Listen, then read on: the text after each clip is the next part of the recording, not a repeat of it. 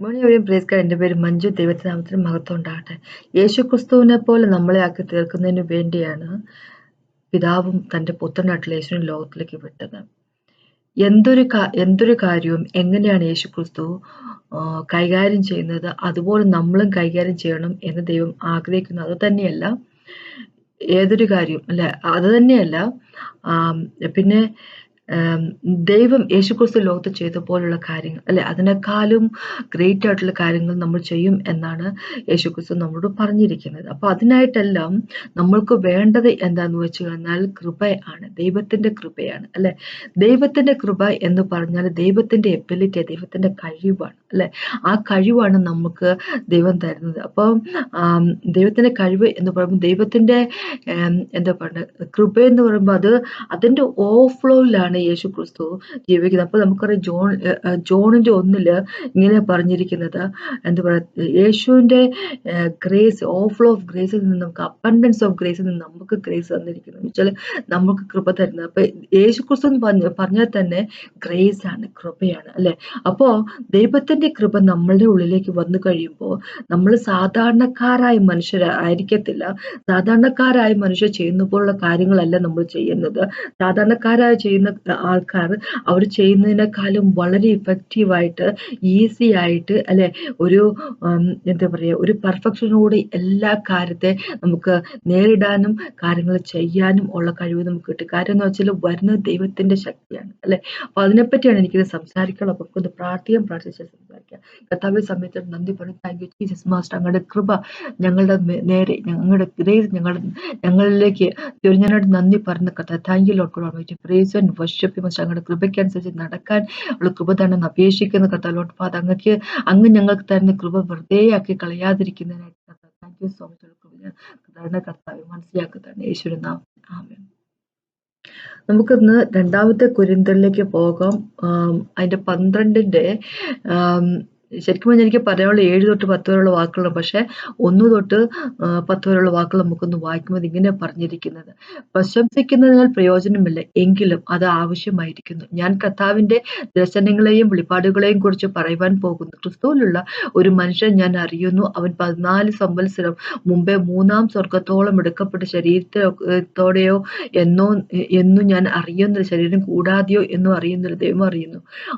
ആ മനുഷ്യൻ പറുദീസയോളം എടുക്കപ്പെട്ടു, ശരീരത്തോടെയോ ശരീരം കൂടാതെയോ എന്ന് ഞാൻ അറിയുന്നില്ല, ദൈവം അറിയുന്നു. മനുഷ്യന് ഉച്ചരിപ്പാൻ പാടില്ലാത്തതും പറഞ്ഞുകൂടാത്തതുമായ വാക്കുകളെ അവർ കേട്ടു എന്ന് ഞാൻ അറിയുന്നു. അവനെക്കുറിച്ച് ഞാൻ പ്രശംസിക്കും. എന്നെക്കുറിച്ചോ എൻ്റെ ബലഹീനതകളിൽ അല്ല ഞാൻ പ്രശംസിക്കുകയില്ല. ഞാൻ പ്രശംസിപ്പാൻ വിചാരിച്ചാലും മൂഢനാകുകയില്ല.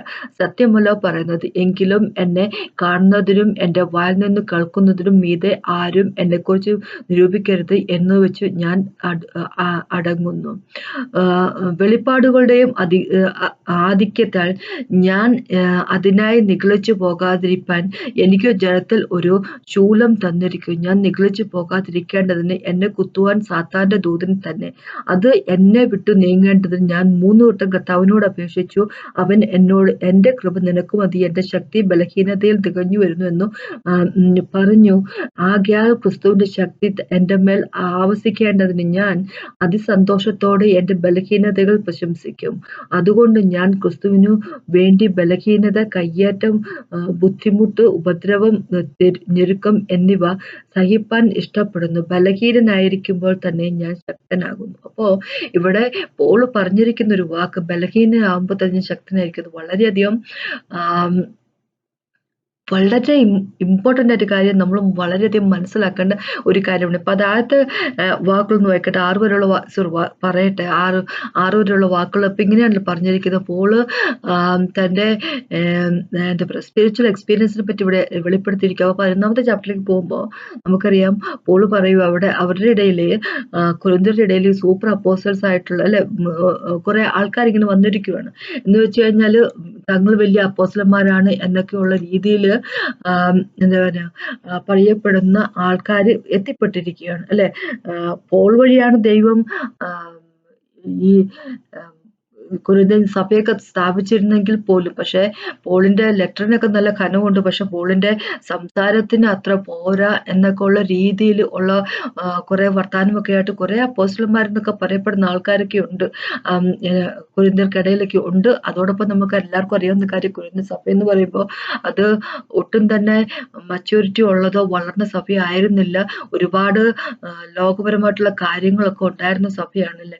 അപ്പൊ ഇവരോട് ഇങ്ങനെ തന്നെ അനുഗമിക്കുക എന്ന് പറഞ്ഞിരിക്കുക. താൻ ഇവരെ ക്രൈസ്റ്റ് എന്ന മണവാളിന് വേണ്ടി പറഞ്ഞു വെച്ചിരിക്കുന്നതാണ് അല്ലെ. പക്ഷെ ഇവര് എന്താ പറഞ്ഞ വേറെ പല കാര്യത്തിനായിട്ട് പല കാര്യത്തിനായിട്ട് അവർ പോയിക്കൊണ്ടിരിക്കണം. അപ്പൊ അതിനെപ്പറ്റിയൊക്കെ ഒന്ന് കറക്റ്റായിട്ട് പറഞ്ഞിരിക്കും. ഇനി ഇവിടെ പൗലോസ് പറയുക, പ്രശംസിക്കാനാണെങ്കിൽ ഒരുപാട് കാര്യങ്ങളുണ്ട് അല്ലെ. പിന്നെ തന്റെ 14 സംവത്സരം മുമ്പ് തനിക്കുണ്ടായ ഒരു സ്വർഗത്തെ പറ്റിയുള്ള ഒരു അനുഭവം അല്ലെ, ഒരു സ്പിരിച്വൽ എക്സ്പീരിയൻസിനെ പറ്റി പറയാം. ശരീരത്തോടുകൂടിയാണോ ശരീരത്തിലല്ലയോ എന്നറിയത്തില്ല, മരിച്ചിട്ടാണോ അതോ മരിക്കാതെയാണോ എന്ന് അറിഞ്ഞുകൂടാ. പലരും പറയുന്ന പോൾ ആ സമയത്ത് മരിച്ചു പോയിരുന്നു, മരിച്ചതിന് ശേഷം സ്വർഗത്തിൽ ചെന്നു, എല്ലാം കണ്ടു അല്ലെ, മൂന്നാമത്തെ ഹെവനിലേക്ക് എടുക്കപ്പെട്ട് അവിടെ തിരിച്ചു വന്നു എന്നൊക്കെയാണ് പറയുന്നത്. നമുക്ക് അതിനെപ്പറ്റി അറിയത്തില്ല. പോൾ തന്നെ ഇവിടെ പറയുന്നത് എന്താന്ന് വെച്ച് കഴിഞ്ഞാല്, മരിച്ചിട്ടാണോ മരിക്കാതെയാണോ, ശരീരത്തിൽ കൂടിയാണോ ശരീരത്തിൽ ഇല്ലാതെയാണോ എന്ന് വെച്ചാൽ മരിച്ചിട്ടാണോ അല്ലാതെ ഒരു വിഷനായിട്ടാണോ കണ്ടത് എന്നൊന്നും അറിയത്തില്ല അല്ലെ. പോൾ അങ്ങനെ അധികം പോയതല്ല. അപ്പൊ പോൾ ഇവിടെ പറയും, ഞാന് എന്റെ ആ സ്പിരിച്വൽ എക്സ്പീരിയൻസ് അല്ലെ, എന്റെ ഉള്ളിലുള്ള ആ സ്പിരിച്വൽ മാൻ, അതിനെപ്പറ്റി ആ പുതിയതായിട്ട് ജനിച്ചിരിക്കും വീണ്ടും ജനം പ്രാപിച്ചത് എന്റെ സ്പിരിറ്റിനെ പറ്റി എനിക്ക് ആ പേഴ്സൺ അല്ല, അതിനെപ്പറ്റി എനിക്ക് ബോസ്റ്റ് ചെയ്യാൻ പറ്റും. പക്ഷെ എന്റെ ഫിസിക്കൽ ശരീരത്തെ പറ്റി, ഫിസിക്കൽ ആയിട്ടുള്ളതിനെ പറ്റി പറയാനാണെങ്കിൽ എനിക്ക് എന്റെ ശരീരത്തിന്റെ പ്രശ്നങ്ങളെ പറ്റിയൊക്കെ അല്ലാതെ വേറെ ഒന്നിനെ പറ്റി ഞാൻ പറയാൻ താല്പര്യപ്പെടുന്നില്ല. കാരണം എന്ന് വെച്ചാല് എന്നെ കേൾക്കുന്നവർ ഇങ്ങനെയല്ല. ഇപ്പൊ ഞാറാത്ത വാക്ക് പറയാം, ഞാൻ പ്രശംസിപ്പാൻ വിചാരിച്ചാലും മൂടനാകുകയില്ല, സത്യമല്ലോ പറയുന്നത്. എങ്കിലും എന്നെ കാണുന്നതിനും എന്റെ വായിൽ നിന്ന് കേൾക്കുന്നതിനും മീതെ ആരും എന്നെ കുറിച്ച് നിരൂപിക്കരുത് എന്ന് വെച്ച് ഞാൻ അടങ്ങുന്നു. അപ്പൊ ഇങ്ങനെ പറഞ്ഞിരിക്കുക, എനിക്ക് ഒരുപാട് സ്പിരിച്വൽ എക്സ്പീരിയൻസ് ഒക്കെ ഉണ്ട്, എനിക്ക് ഒരുപാട് വിഷൻസ് കിട്ടുന്നുണ്ട്, അങ്ങനെ ഒരുപാട് കാര്യങ്ങൾ ദൈവം എന്നിലേക്ക് ഡൗൺലോഡ് ചെയ്ത് തരുന്നുണ്ട്, റെവലേഷൻസ് ഒരുപാട് കിട്ടുന്നുണ്ട്. അതൊക്കെ വെച്ച് പറയാനാണെങ്കിൽ നിങ്ങളുടെ കൂടെയുള്ള ഈ സൂപ്പർ അപ്പോസ്റ്റൽ എന്നൊക്കെ പറയുന്നവരുടെ ഇടയിൽ അവർക്കൊന്നും ഇത്ര കാര്യങ്ങളൊന്നും കിട്ടിയിട്ടൊന്നുമില്ല. പക്ഷെ എന്നാലും ഞാനത് ബോസ്റ്റ് എന്താ പറയണത്, ഞാനത് അതിനെപ്പറ്റി പറഞ്ഞ് എന്നെ തന്നെ വലിയ ആളാന്ന് കാണിക്കാൻ താല്പര്യപ്പെടുന്നില്ല. കാര്യം എന്താന്ന് വെച്ചാൽ, ഞാൻ പറയുന്നതിൽ നിന്നും നിങ്ങൾ എന്നിൽ നിന്ന് എന്താണ് കാണുന്നത് അത്രയും കൊണ്ട് തന്നെ എന്നെ അളന്നാൽ മതി അല്ലെ. എന്താ പറയുക, ഇങ്ങനെയല്ല പറഞ്ഞിരിക്കുന്നത്, എന്നെ കാണുന്നതിനും എന്റെ വായിൽ നിന്ന് കേൾക്കുന്നതിനും മീതി ആരും എന്നെ കുറിച്ച് നിരൂപിക്കരുത് അല്ലെ.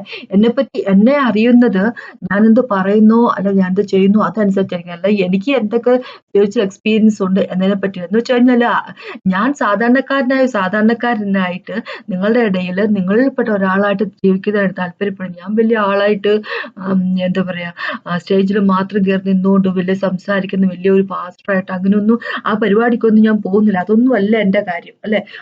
ഞാൻ വലിയവനാന്ന് കാണിക്കുമെന്നുള്ളതല്ല കാര്യം. വലിയവൻ യേശുക്രിസ്തു മാത്രമാണ് അല്ലെ. അപ്പൊ ഇനി അതിനകത്ത് വാക്ക് പറയുക, വെളിപാടുകളുടെ ആധിക്യത്തിൽ. അപ്പൊ പോളിനെ സംബന്ധിച്ചിടത്തോളം ഭയങ്കരമായിട്ട് ദൈവത്തിന്റെ വെളിപാടുകൾ ഒരുപാട് കിട്ടിക്കൊണ്ടിരുന്ന വ്യക്തിയാണ് അല്ലെ. 13 ചാപ്റ്ററുകൾ, 13 ബുക്കുകൾ തന്നെ എഴുതിയിരിക്കും ബൈബിളിന്റെ അകത്ത് അല്ലെ. അപ്പൊ അത്രയധികം ദൈവത്തിൽ നിന്ന് കാര്യങ്ങളെല്ലാം കിട്ടിക്കൊണ്ടിരുന്ന ആളായിരുന്നു അല്ലെ. റെവലേഷൻസ്, വെളിപാടുകൾ അത്യന്ത്യമായിട്ട് കിട്ടിക്കൊണ്ടിരുന്ന ആള്. അതോടൊപ്പം തന്നെ തന്റെ കർച്ചീഫ് തന്നെ ദൈവം ഉപയോഗിച്ച് ആൾക്കാർ ഹീലാക്കിക്കൊണ്ടിരുന്ന ആൾ. അതുപോലെ എന്താ പറഞ്ഞ, നമുക്കൊന്നും വിചാരിക്കാൻ പറ്റുന്ന അതിനേക്കാളൊക്കെ ലെവലിൽ നിന്നുകൊണ്ടിരുന്നത്. അതെല്ലാം നമുക്കും പ്രാപിക്കാൻ പറ്റും. പോളിന് മാത്രമായിട്ട് ദൈവം കൊടുത്തിരുന്ന ഒരു കാര്യമല്ല. പോളിനോട് ദൈവത്തിന് പ്രത്യേകിച്ച് ഒരു പ്രീതിയും ഉണ്ടായിട്ട് കൊടുത്ത കാര്യമൊന്നുമല്ല അല്ലെ. നമ്മളും ദൈവത്തിന്റെ ഒപ്പമായിരിക്കാൻ നമ്മൾ താല്പര്യപ്പെടുകയാണെങ്കിൽ, നമ്മൾ കൂടുതൽ സമയം സ്പെൻഡ് ചെയ്യാനും ഒക്കെ താല്പര്യപ്പെടുകയാണെങ്കിൽ, എന്താ പറയുക, ദൈവം നമ്മളെ അതുപോലൊക്കെ തന്നെ ഉപയോഗിക്കുക തന്നെ ചെയ്യും അല്ലെ. ഇങ്ങനെ പറഞ്ഞിരിക്കുന്ന വിശ്വാസം വേണം, ദൈവത്തിൽ വിശ്വാസം. ഫെയ്ത്ത് ഇല്ലാതെ ഒരു കാര്യം ദൈവത്തെ പ്ലീസ് ചെയ്യാൻ സാധിക്കത്തില്ലല്ലോ. അപ്പൊ പോളിന്റെ ഒക്കെ ഒരു ലെവലിലുള്ള വിശ്വാസം അല്ലെ, ആ ഒരു ലെവലിലുള്ള വിശ്വാസം നമ്മൾ ഓപ്പറേറ്റ് ചെയ്യണം. ആ ഒരു ലെവലിലുള്ള വിശ്വാസം യേശുക്രിസ്തുവിൽ വിശ്വസിച്ചുകൊണ്ട് നമുക്ക് കിട്ടിയിട്ടുണ്ട് അല്ലെ. അപ്പൊ അതിനെപ്പറ്റി പറയുന്നത് ലൈക്ക് പ്രഷ്യസ് ഫെയ്ത്ത് എന്ന് പറഞ്ഞിരിക്കുന്നത് എന്താ പറയുന്നത്, രണ്ടാമത്തെ പത്രോസിനകത്ത് ഒന്നാമത്തെ ചാപ്റ്ററിൽ പത്രോസിന് പറഞ്ഞിട്ടുണ്ട്, അവരുടെ അതേപോലുള്ള വിശ്വാസം അത് നമ്മൾക്കും ദൈവം തന്നിരിക്കുകയാണ് അല്ലെ. നമ്മൾ വിശ്വസിച്ചാൽ മാത്രം മതി. എനിക്ക് വിശ്വാസക്കുറവുണ്ടെന്ന് വിചാരിക്കേണ്ട. പക്ഷെ നമ്മൾക്ക് നമ്മുടെ ഉള്ളിലേക്ക് യേശുക്രിസ്തുവിനെ വിശ്വസിക്കുന്നു എന്നുള്ളത് കൊണ്ട് തന്നെ ദൈവം നമ്മുടെ ഉള്ളിലേക്ക് ഡിപ്പോസിറ്റ് ചെയ്യുന്ന ഒരു വിശ്വാസമുണ്ട് അല്ലെ. അത് പീറ്ററിനും പോളിനും കൊണ്ടാകുന്ന അതേ വിശ്വാസമാണെന്ന് പറഞ്ഞിരിക്കുന്നത്. ഇവിടെ 7ാമത്തെ വാക്ക് പറയാം, വെളിപ്പാടുകളുടെ ആധിക്യത്താൽ ഞാൻ അധികമായി നിഗളിച്ചു പോകാതിരിപ്പാൻ എനിക്ക് ജഡത്തിന്മേൽ ഒരു ശൂലം തന്നിരുന്നു. ഞാൻ നിഗളിച്ചു പോകാതിരിക്കേണ്ടതിന് എന്നെ കുത്തുവാൻ സാത്താന്റെ ദൂതനെ തന്നെ. അപ്പൊ ഇവിടെ പറയും ഒരു തോൺ ഓഫ് ദ ഫ്ലഷ് എന്നാ പറഞ്ഞിരിക്കുന്നത്. അപ്പൊ ഇവിടെ പിന്നെ 8ാമത്തെ വാക്ക് പറയാം, അത് എന്നെ വിട്ടു പോകട്ടെ, ഞാൻ 3 വട്ടം കർത്താവിനെ അപേക്ഷിച്ചു. അപ്പൊ തോൺ ഓഫ് ദ ഫ്ലഷ് അല്ലെങ്കിൽ സാത്താന്റെ കുന്തം എന്നൊക്കെ ഇവിടെ പറയുന്നത്, ചില ആൾക്കാർ പറയും പോളിന് എന്തെയോ ഫിസിക്കലായിട്ട് അല്ലെ ശരീരത്തിൽ എന്തോ അസുഖം ഉണ്ടെന്ന് പറയും. അപ്പൊ ഗലാത്യർക്കെതിരായിട്ട് 4ാമത്തെ ചാപ്റ്ററിലേക്ക് ഒരു കുറച്ചൊരു അസുഖത്തെ പറ്റി പറയുന്നുണ്ടെങ്കിൽ പോലും പക്ഷെ അതിനെപ്പറ്റി കൂടുതലായിട്ട് പിന്നെ അങ്ങോട്ട് പറയുന്നില്ല അല്ലെ. അപ്പൊ അതൊരു ചെറിയതായിട്ട് എന്തെങ്കിലും വന്നു പോയതിനെ പറ്റി ആയിരിക്കും ഒരുപക്ഷെ പോൾ പറഞ്ഞിരിക്കുന്നത്. അല്ലെങ്കിൽ നമുക്കറിയാം 11ാമത്തെ ചാപ്റ്ററിലേക്ക് പോകുമ്പോൾ കൊരിന്ത്യന്റെ 2ാമത്തെ കൊരിന്ത്യന്റെ 11ാമത്തെ ചാപ്റ്ററിലേക്ക് പോകുമ്പോൾ ദൈവത്തിന് വേണ്ടി യേശുക്രിസ്തുവിന് വേണ്ടി താൻ സഹിച്ചു കൂട്ടിയ കാര്യത്തെ പറ്റി ഇവിടെ പറഞ്ഞിട്ടുണ്ടല്ലോ അല്ലെ. അപ്പൊ സോറി, അപ്പൊ തിരിച്ചു വരുമ്പോഴേക്കും ഇങ്ങനെ അപ്പൊ ഈ പോളിന്റെ ശരീരത്തിൽ കൊടുത്തിരുന്ന ആ പിശാചിന്റെ ശൂലം എന്ന് പറഞ്ഞിരിക്കുന്നത്, ചിലർ പറയുന്നത് ഗലാത്യർക്കെതിരെ ലേഖനത്തിൽ പറഞ്ഞിരിക്കുന്ന പോലെ പോളിന് ഒരു അസുഖം ഉണ്ടായിരുന്നു പറയുന്നത്. പക്ഷേ നമുക്കറിയാം പ്രവർത്തികളിലേക്ക് അപ്പോസ്തല പ്രവർത്തനം 9ാമത്തെ ചാപ്റ്ററിലേക്ക് പോകുമ്പോൾ യേശുക്രിസ്തു തന്നെ പറഞ്ഞിട്ട് അനനിയാസിനെ പറഞ്ഞ് പോളിന്റെ അടുത്തേക്ക് വിടും. ആ സമയത്ത് സോളായിരുന്നല്ലോ അല്ലെ. അപ്പൊ അവിടെ ഡമാസ്കസിലല്ലേ, അപ്പൊ അവിടെ വെച്ച് ഡമാസ്കസിലുള്ള വഴിയില് അപ്പൊ യേശുക്രിസ്തു തന്നെ അനനിയാസിനോട് ഇങ്ങനെ പറഞ്ഞു വിട്ടിട്ടുണ്ട്, സോളിനെ പോയി കാണാൻ വന്നിട്ട്. അപ്പൊ സോള് എത്രമാത്രം അനുഭവിക്കണം, യേശുക്രിസ്തുവിന്റെ വചനത്തിനായിട്ട് എത്രമാത്രം അനുഭവിക്കണം, ഗോസ്പലായിട്ട് എത്രമാത്രം അനുഭവിക്കേണ്ടി വരും എന്നുള്ളതിനെ പറ്റിയും അവന് ഞാൻ അറിയിച്ചു കൊടുക്കും എന്നാണ് യേശുക്രിസ്തു പറഞ്ഞിരിക്കുന്നത്. അപ്പോ 16ാമത്തെ പ്രവൃത്തിന്റെ 9:16 ഇങ്ങനെ പറഞ്ഞിരിക്കുന്നത്, എന്റെ നാമത്തിന് വേണ്ടി അവൻ എന്തെല്ലാം കഷ്ടം അനുഭവിക്കേണ്ടതാകുന്നു എന്ന് ഞാൻ അവനെ കാണിച്ചു കൊടുക്കും എന്ന് പറഞ്ഞിരിക്കും. അപ്പൊ അങ്ങനെയാകുമ്പോ ഈ ശൂലം എന്ന് പറഞ്ഞിരിക്കുന്ന ശരീരത്തിലുള്ള ശൂലം എന്ന് പറഞ്ഞ മിക്കവാറും തന്നെ അത് ദൈവത്തിന്റെ വചനത്തിന് വേണ്ടി നിൽക്കുമ്പോൾ ഉണ്ടാകുന്ന കഷ്ടപ്പാടിനെ പറ്റിയായിരിക്കും മിക്കവാറും തന്നെ ദൈവം പറഞ്ഞിരിക്കുന്നത്, ഇവിടെ പോൾ പറഞ്ഞിരിക്കുന്നത്. അതുപോലെ തന്നെ നമ്മൾ 2 കൊരിന്ത്യന്റെ തന്നെ 11ലേക്ക് പോകുമ്പോൾ പോൾ അനുഭവിച്ചു കൂട്ടിയ കാര്യത്തെ പറ്റി എല്ലാം പറഞ്ഞിട്ടുണ്ട് അല്ലെ. ക്രിസ്തുവിന് വേണ്ടി എന്താ പറയുക തടങ്കലിലായിരുന്ന കാര്യം, അനവധി അടി കൊണ്ട കാര്യം, പലപ്പോഴും 23ാമത്തെ വാക്കോട്ട് 11ന്റെ 2 കൊരിന്ത്യർ 11ന്റെ 23ാമത്തെ വാക്ക് തൊട്ട് 29 വരെ വാക്യം ഇങ്ങനെ പറഞ്ഞിരിക്കും, ഞാൻ ഏറ്റവും അധ്വാനിച്ച അധികം പ്രാവശ്യം തടവിലെ അനവധി അടി കൊണ്ട് പലപ്പോഴും പ്രാണഭയത്തിലായി യഹൂദന്മാർ അവർ കുറയ 40 അടി അതായത് 39 അടിയിൽ 5 വട്ടം കൊണ്ട് യഹൂദന്മാരാല് 3 വട്ടം കോലിനാൽ അടികൊണ്ട്, ഒരിക്കൽ കല്ലേറ് കൊണ്ട്, 3 വട്ടം കപ്പൽ ഛേദത്തിൽ അകപ്പെട്ടു, ഒരു രാപ്പകൽ വെള്ളത്തിൽ കഴിഞ്ഞു. ഞാൻ പലപ്പോഴും യാത്ര ചെയ്ത് നദികൾ ആപത്ത്, കള്ളന്മാരോടുള്ള ആപത്ത്, സ്വജനത്തോടുള്ള ആപത്ത്, ജാതികളോടുള്ള ആപത്ത്, പട്ടണത്തിലെ ആപത്ത്, കാട്ടിലെ ആപത്ത്, കടലിലെ ആപത്ത്, കള്ള സഹോദരന്മാരോടുള്ള ആപത്ത്, അധ്വാനം, പ്രയാസം, പലവട്ടം ഉറക്കമിഴപ്പ്, പൈദാഹം, പലവട്ടം പട്ടിണി, ശീതം, നഗ്നത എന്നീ അസാധാരണ സംഗതികൾ ഭവിച്ചത് കൂടാതെ എനിക്ക് ദിവസേന സർവ്വസഭകളെ കുറിച്ചുമുള്ള ചിന്താഭാരം എന്നെ തിരക്കുകയും ഉണ്ട്. 28ാമത്തെ വാക്ക് 23 തൊട്ട് 28 വരെ 1 കൊരിന്ത്യന്റെ 11ാമത്തെ ചാപ്റ്ററിന് 23 തൊട്ട് 28ാമത്തെ വാക്കാണ് ഇപ്പോൾ വായിച്ചത്. അപ്പൊ അതായിരുന്നു പോളിന്റെ ജീവിതം അല്ലെ. അപ്പൊ അതാണ് ഒരുപക്ഷെ ശൂലം എന്നുകൊണ്ട് ഇവിടെ ഉദ്ദേശിച്ചിരിക്കുന്നത്. പക്ഷെ അതിനെപ്പറ്റിയല്ല എനിക്ക് പറയാൻ എന്താന്ന് വെച്ചാൽ ഇങ്ങനെ പറഞ്ഞിരിക്കുന്നത്, അത് എന്നെ വിട്ടു നീങ്ങേണ്ട 2 കൊരിന്ത്യന്റെ 12ാമത്തെ ചാപ്റ്ററിന്റെ 8 തൊട്ട് 10 വരെ വായിക്കുക. അതെന്നെ വിട്ടു നീങ്ങേണ്ടത് ഞാൻ 3 വട്ടം കർത്താവിനോട് അപേക്ഷിച്ചു. അവൻ എന്നോട് എന്റെ കൃപ നിനക്ക് മതി, എന്റെ ശക്തി ബലഹീന തികഞ്ഞു വരുന്നു എന്ന് പറഞ്ഞു. ആകയാൽ ക്രിസ്തുവിന്റെ ശക്തി എന്റെ മേൽ ആവസിക്കേണ്ടതിന് ഞാൻ അതിസന്തോഷത്തോടെ എന്റെ ബലഹീനതകൾ പ്രശംസിക്കും. അതുകൊണ്ട് ഞാൻ ക്രിസ്തുവിനു വേണ്ടി ബലഹീനത, കയ്യേറ്റം, ബുദ്ധിമുട്ട്, ഉപദ്രവം, ഞെരുക്കം എന്നിവ സഹിപ്പാൻ ഇഷ്ടപ്പെടുന്നു. ബലഹീനനായിരിക്കുമ്പോൾ തന്നെ ഞാൻ ശക്തനാവുന്നു. അപ്പൊ ഇങ്ങനെ പറഞ്ഞിരിക്കുന്നത് ഈ ശൂലം അല്ലെ, പിശാചിന്റെ ശൂലം എന്ന് പറഞ്ഞ സാത്താന്റെ ശൂലം എന്ന് പറഞ്ഞ സാധനം ഇട്ട് കളയണമെന്ന് 3 പ്രാവശ്യം ദൈവത്തോട് അപേക്ഷിച്ച ദൈവം പറഞ്ഞില്ല, എന്റെ ഗ്രേസ് അല്ലെ, എന്റെ കൃപ നിനക്ക് മതി അല്ലെ, എന്റെ ശക്തി ഇങ്ങനെ പറഞ്ഞു, എന്റെ ശക്തി ബലത്തിൽ തികഞ്ഞു വരുന്നു എന്ന് പറഞ്ഞു. അപ്പൊ അതോട് തന്നെ പോളിലൂടെ പറഞ്ഞിരിക്കും, ഞാൻ ഡിലൈറ്റഡ് ആണെന്ന് പറഞ്ഞു, അതിസന്തോഷത്തോടെ എന്നെ ബലഹീനതയിൽ പ്രശംസിക്കുന്നു. കാര്യം എന്ന് വെച്ചാൽ ദൈവത്തിന്റെ ശക്തി എന്നിലുള്ളിൽ, എന്റെ ഉള്ളിൽ ഇത് വസിക്കും എന്ന് പറഞ്ഞിരിക്കുന്നത്. അപ്പൊ ബലഹീനായിരിക്കുമ്പോൾ തന്നെ ഞാൻ ശക്തനായിരിക്കും. അപ്പൊ ഇവിടെ പോൾ പറയുന്നത് ഗ്രേസ്, ദൈവത്തിന്റെ ഗ്രേസ് അല്ലെങ്കിൽ ദൈവത്തിന്റെ കൃപ എന്നുള്ളൊരു മഹത്തായിട്ടുള്ള ഒരു കാര്യത്തെ പറ്റിയാണ് പറഞ്ഞിരിക്കുന്നത്. അപ്പൊ നമുക്ക് യേശുക്രിസ്തു വഴി നമുക്ക് ദൈവത്തിന്റെ കൃപ കിട്ടിയത്.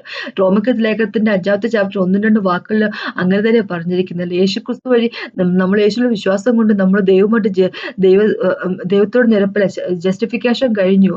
അപ്പോ അതുകൊണ്ട് തന്നെ വിശ്വാസം വഴി നമുക്ക് നമ്മളിൽ നിന്ന് നിൽക്കുന്ന ദൈവത്തിന്റെ കൃപയില് നമുക്ക് എൻട്രി ഉണ്ടല്ലോ, യേശുക്രിസ്തുവിൽ ഉള്ള ആ കൃപ നമുക്ക് എൻട്രി ഉണ്ടെന്ന് പറഞ്ഞിരിക്കുന്നത്. അപ്പൊ യേശുക്രിസ്തു മുഖാന്തരമാണ് നമുക്ക് ഗ്രേസ് വന്നിരിക്കുന്നത്. അപ്പൊ ഗ്രേസ് എന്നുള്ള കാര്യത്തെപ്പറ്റി ഇവിടെ ഇങ്ങനെ പറഞ്ഞിരിക്കുന്നത്, എന്റെ കൃപ നിനക്ക്, എന്റെ ശക്തി ബലഹീനത തികഞ്ഞു വരുന്നു. അപ്പൊ യേശു പറയുക, നിനക്ക് നിന്റെ സാഹചര്യത്തെ മറികടക്കുന്നതിനായിട്ട് എന്റെ കൃപയുടെ ആവശ്യമേ ഉള്ളൂ.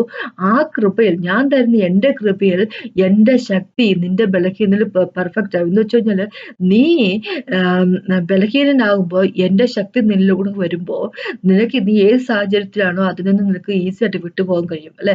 ശക്തിയെ പറ്റി ദൈവം പറഞ്ഞിരിക്കുന്നത്. അപ്പൊ കൃപയെന്ന് പറയുമ്പോൾ ശക്തിയാണ്, കൃപയെന്ന് പറയുമ്പോൾ ദൈവത്തിന്റെ എബിലിറ്റിയാണ്, ദൈവത്തിന്റെ പവറാണ്, ദൈവത്തിന്റെ കഴിവാണ് അല്ലെ. ദൈവം യേശുക്രിസ്തു എങ്ങനെയാണ് ഓരോ കാര്യങ്ങൾ ചെയ്യുന്നത് അതുപോലെ കാര്യങ്ങൾ ചെയ്യാൻ സാധിക്കും ദൈവത്തിന്റെ കൃപ നമ്മുടെ ഉള്ളിൽ ഉണ്ടെങ്കിൽ അല്ലെ.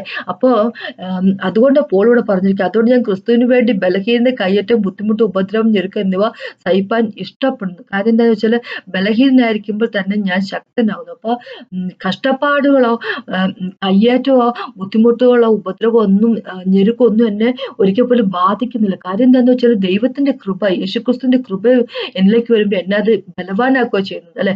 എന്ന് വെച്ച് കഴിയുമ്പോ ദൈവത്തിന്റെ കൃപ അത് നമ്മളുടെ ജീവിതത്തിലേക്ക് പല രീതിയിൽ പല കാര്യത്തിലായിട്ട് വരും അല്ലെ. നമുക്ക് എഫെസ്യർ ലേഖനത്തിൽ 4-ാമത്തെ ചാപ്റ്ററിൽ നമുക്ക് ദൈവത്തിന്റെ വർക്ക് ചെയ്യുന്നതിന് വേണ്ടി നമുക്ക് ദൈവത്തിന്റെ കൃപ കിട്ടണം എന്ന് പറഞ്ഞിരിക്കുക അല്ലെ. നമ്മുടെ വിളിച്ചിരിക്കുന്ന വിളിക്കനുസരിച്ചുള്ള കൃപ തരുക, അത് തന്നെയല്ലേ ഇപ്പൊ ഇവിടെ പോളിനെ സംബന്ധിച്ചിടത്തോളം പോൾ പറഞ്ഞിരിക്കുന്നത് 11-ാമത്തെ ചാപ്റ്ററിലേക്ക് എത്രമാത്രം കാര്യങ്ങൾ പോൾ പറഞ്ഞിരിക്കുക, എത്രമാത്രം കഷ്ടപ്പാടിൽ കൂടെ കടന്നു പോകുന്നു. അതിനായിട്ട് അല്ലെ ദൈവത്തിന്റെ കൃപ കൊടുക്കുക. എന്താ പറയാ പോളിനെ. അപ്പൊ അങ്ങനെ ശക്തിന്റെ കാര്യത്തെ പറ്റിയാ പറയുന്നത്. എന്ന് വെച്ച് കഴിഞ്ഞാൽ ദൈവത്തിന്റെ എബിലിറ്റി, ദൈവത്തിന്റെ കഴിവാണ് കൃപയായിട്ട് നമ്മുടെ ഉള്ളിലേക്ക് വരുന്നത്. അപ്പൊ ഇവിടെ ഇങ്ങനത്തെ ഒരു ഇതിവിടെ ഇങ്ങനെ പറഞ്ഞിരിക്കും, ഞാൻ ഇത്രയധികം കഷ്ടപ്പെട്ട് എനിക്ക് ബലഹീനതയിൽ അല്ലെ, എന്റെ കഷ്ടപ്പാടില് അല്ലെ, ഈ ശൂലം, പിശാചിന്റെ സൈസിന്റെ ശൂലം എന്ന് പറഞ്ഞ കാര്യം, അതായത് മറ്റുള്ളവരിൽ നിന്ന് കിട്ടുന്ന ഈ അടിയും അല്ല, എവിടെ പോയാലും പോളിന് ഒരുപാട് കഷ്ടപ്പെടേണ്ടി വരുന്നുണ്ട്. അപ്പൊ ആ കഷ്ടപ്പെട് സഹനം അത് സഹിക്കാനുള്ള ഒരു കൃപ ദൈവത്തിൽ നിന്ന് കിട്ടിയിരിക്കും. അതുകൊണ്ട് തന്നെ അല്ലെ പോളിങ്ങനെ പറഞ്ഞ, അതുകൊണ്ട് തന്നെ എന്താ പറയണേ, ഇതിനെല്ലാം ഇതൊരു പ്രശ്നമല്ല, ഇതിലെല്ലാം ഞാൻ ആനന്ദം കണ്ടെത്തും. കാരണം ദൈവത്തിന്റെ കൃപ എൻ്റെ ഉള്ളിൽ ഉള്ളപ്പോൾ എനിക്ക് എല്ലാത്തിനെയും തരണം ചെയ്യുന്നതിനും, ദൈവം യേശുക്രിസ്തു എങ്ങനെ തരണം ചെയ്യുമോ അതുപോലെ തരണം ചെയ്യുന്നതിനും, യേശുക്രിസ്തു എങ്ങനെ കാര്യങ്ങൾ അതുപോലെ ചെയ്യുവാനുള്ള കഴിവാണ് വരുന്നത്. ദൈവത്തിന്റെ പവർ, ദൈവത്തിന്റെ സ്ട്രെങ്ത്, ദൈവത്തിന്റെ വിസ്ഡം, ദൈവത്തിന്റെ കേപ്പബിലിറ്റീസ് അല്ലെ, അതെല്ലാമാണ് കൃപ വഴി നമുക്ക് കിട്ടുന്നത്. വെറുതെ നമ്മളെ എന്താ പറയാ, എന്തെങ്കിലുമൊക്കെ നമ്മളൊന്ന് ഹെൽപ്പ് ചെയ്യണം, നമ്മുടെ ജീവിതത്തിന്റെ പ്രശ്നത്തെ കൂടെ കടന്നു പോകുമ്പോൾ അത് നമ്മളെ ഒന്ന് ഹെൽപ്പ് ചെയ്യണം ദൈവത്തിന്, അതുകൊണ്ട് കൃപ തരുന്നു, അങ്ങനെയല്ല. വെറുതെ ആ പ്രശ്നത്തെ ഒന്ന് തരണം ചെയ്തതിന് വേണ്ടി തരുന്ന കൃപയല്ല. എന്താന്ന് വെച്ച് കഴിഞ്ഞാൽ അത് ദൈവം കൃപ വഴി നമുക്ക് തരുന്ന ദൈവത്തിന്റെ ശക്തിയാണ്.